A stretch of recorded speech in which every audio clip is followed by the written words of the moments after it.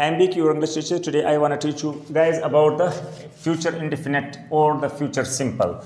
The future indefinite is the first one of the future. As there are 4 branches of each tense, so the future has got also 4 branches for 4 tenses. The first one is as usual, the simple or the indefinite of the future.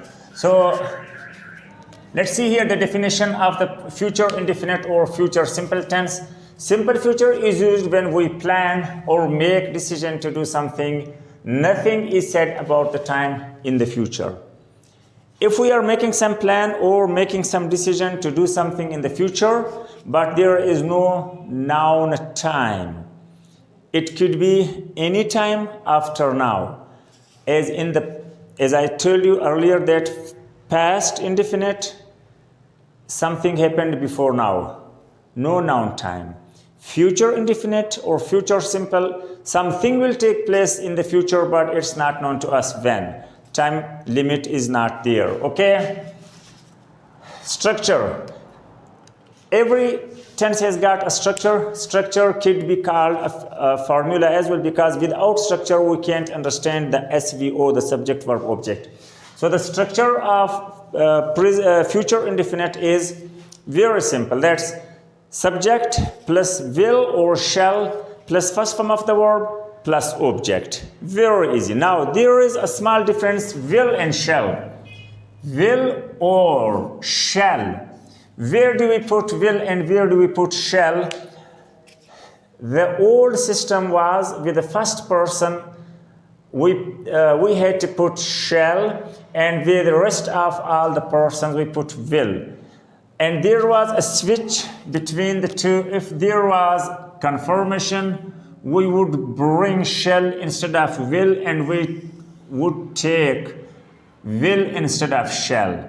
For example, if I said, I shall go to school, it was okay.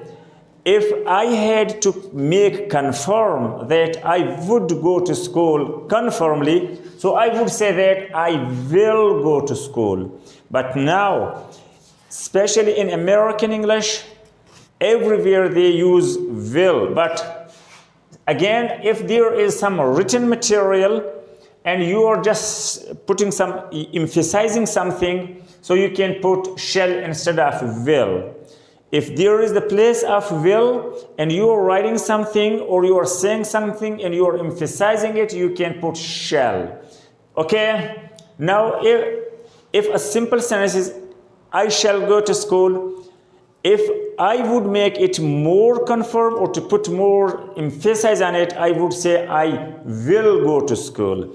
But now at the moment, especially in American English, everywhere with all the person, first person, second person, third person, will is used and shall is not appear anywhere.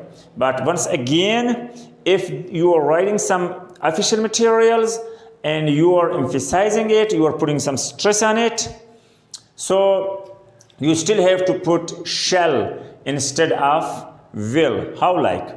If you are ordering your subordinate to make ensure that he is supposed to be at 7 o'clock in the office, so you can say that you shall come to the office at 7 o'clock. Now you shall, you will is a common sentence, but you are emphasizing your subordinate, your student, you or anyone, so you will use shall instead of will to emphasize. Okay, now see here some examples.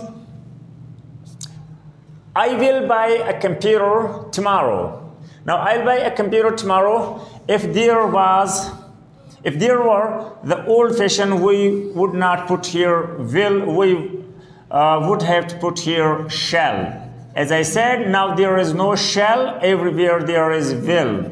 So that's why we didn't say that I shall buy. The old grammar routine or principles are we had to put here shall. But as I said, everything gets changed with the time being. So this portion of the grammar has also got changed.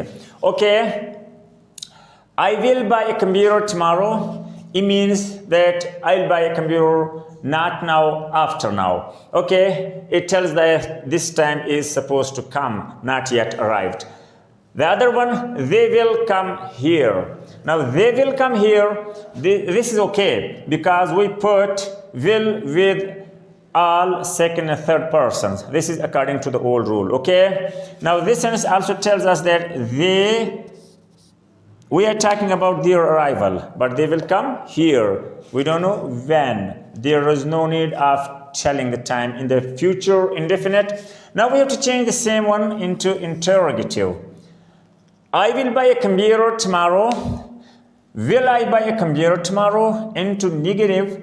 I will not buy a computer tomorrow. I will not. Or we can say I won't. Won't is the contraction of will not. As I said, we will not use contractions if we are writing down some academic essays or stuff.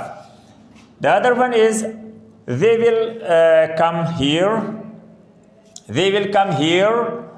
Now, will they come here? The other one is the aeroplane will take off later. Take off means like to fly. Like take off means shh.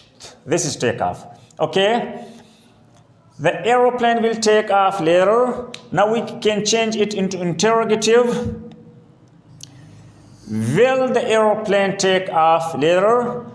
Because now we are asking here. If we change the same sentences into negative, means I'm talking about buying a computer tomorrow. Now I will tell someone that I'm not gonna buy a computer tomorrow. So I will not or I won't. Both of them work, but in academic essays, remember once again, we are not supposed to write the contractions, the won't. We will write will not. I will not buy a computer tomorrow. They will come here. They will not. We put here as well a not. I'm sorry. We are talking about the interrogative. Will come here at the start of the sentence. Will they come here? At here, the aeroplane will take off later. Now we change this into interrogative in a question sentence.